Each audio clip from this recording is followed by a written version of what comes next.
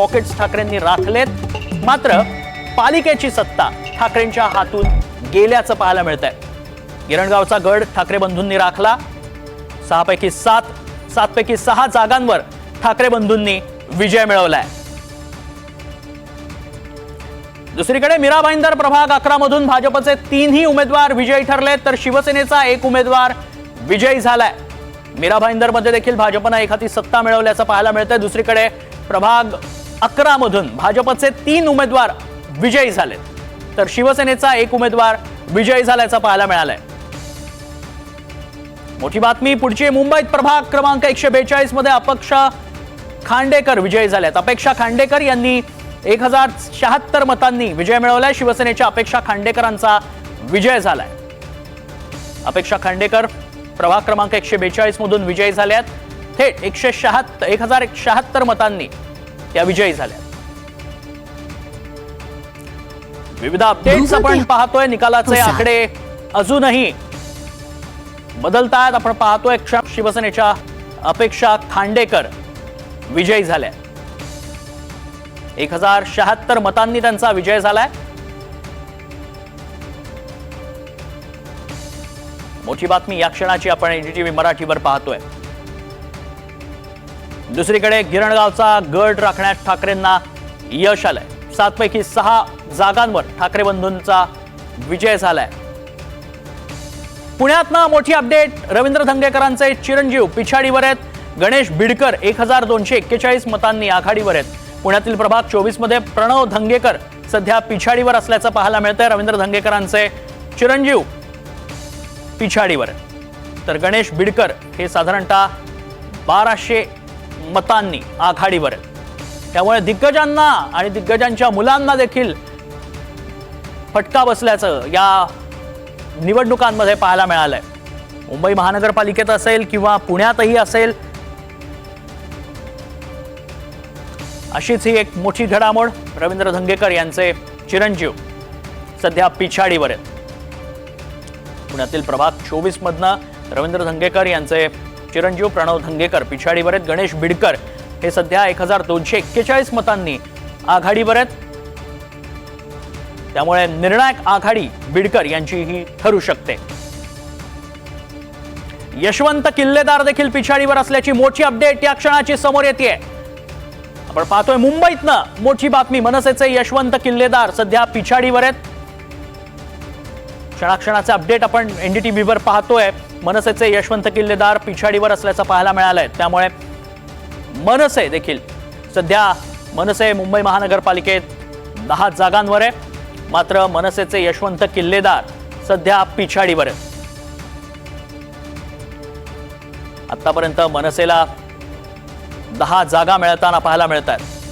192 प्रभाग क्रमांक मधून यशवंत किल्लेदार पिछाडीवर आहेत।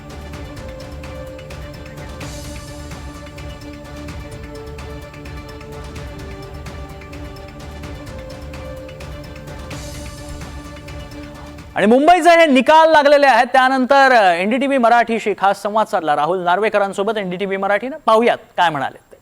राहुल नार्वेकर आपल्यासोबत आहेत। सर, काय सांगाल? 3 सीट ज्याच्यावरती खरं तर बरीच चर्चा झालेली, टीका झाली होती, 3 सीट्सवर तुमचा विजय निश्चित झाला आहे, काय पहिली प्रतिक्रिया द्याल? अभूतपूर्व आणि ठोस एकदम मोठा विजय प्राप्त केला। 225 वॉर्डात मैत्रीपूर्वक लढत असतानाही या वॉर्डात हर्षिता नार्वेकर या 6000 मतांच्या मताधिक्याने निवडून येताना दिसत आहेत।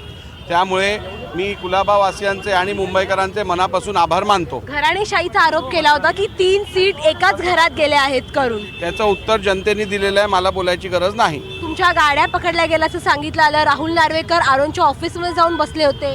हे सगळे फेक नॅरेटिव्ह जे आहेत ते जनतेने खोडून काढलेले आहेत। आपण बघितलं असेल तर हायकोर्ट आणि इलेक्शन कमिशन दोघांनीही सांगितलं आहे की राहुल नार्वेकरांनी कुठचंही आचारसंहितेचा भंग करण्याचं काम केलेलं नाही आहे आणि त्यामुळे हा फेक नॅरेटिव्ह संपूर्णपणे जनतेने खोडून काढलेला आहे। भाजप मोठा भाऊ ठरला आहे मुंबई महानगरपालिका निवडणुकीमध्ये, आता महापौरही तुमचाच बसणार का? 100% महापौर भारतीय जनता पार्टीचा बसणार। भारतीय जनता पार्टी आता 100च्या पुढे गेलेली आहे। बाकी निकाल आल्यानंतर आपण हे 110 115 पर्यंत पोहोचताना बघू आणि त्यामुळे मला खात्री आहे की भारतीय जनता पार्टीचा महापौर हा आता मुंबई महानगरपालिकेत आपल्याला दिसून येईल. शेवटचा प्रश्न, विरोधकांनी तुमच्यावर टीका केली होती, संजय राऊत देखील त्याच्यामध्ये वारंवार रोज पत्रकार परिषद घेत आरोप करत होते, आता तुम्ही त्यांना काय उत्तर द्याल? मी त्यांना फक्त गेट वेल सून सांगेन. आपण पाहतो आपल्यासोबत होते राहुल नार्वेकर, व्हिडिओ जर्नलिस्ट प्रतीक जाधवसह जुई जाधव, NDTV मराठी, मुंबई.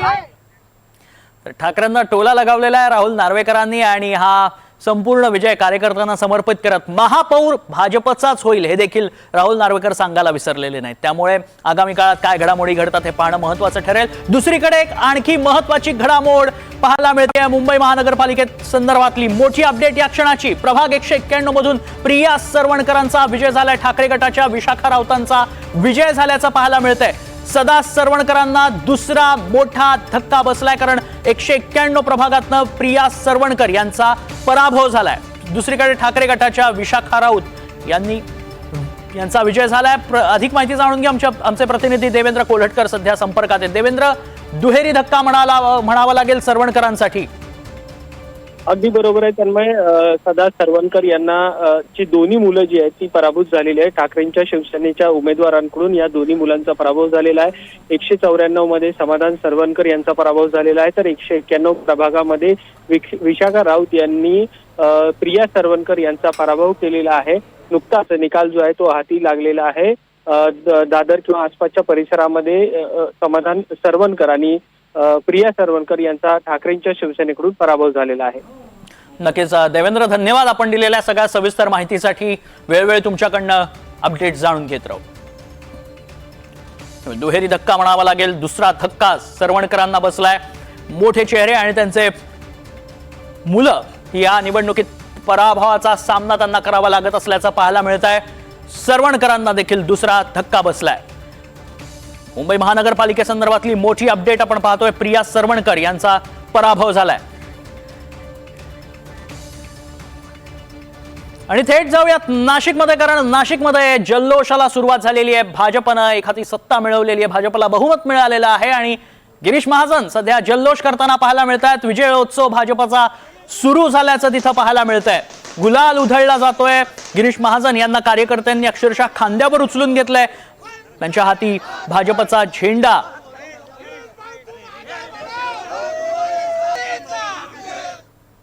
याचा अर्थ तुम्ही ठरवून की एवढ्या जागा या एवढ्या पद्धतीनं देतील, एवढ्या जागा या शिवसेना उद्धव बाळासाहेब ठाकरेंना द्यायच्या आहेत, एवढ्या जागा या शिवसेना शिंदे गटाला द्यायच्या आहेत, एवढ्या भाजपच्या याच्यामध्ये दाखवणार, एवढ्या काँग्रेसला हे करणार, MIMला करणार, इतरांना या सगळ्या गोष्टी कशा रीतीनं होत आहेत.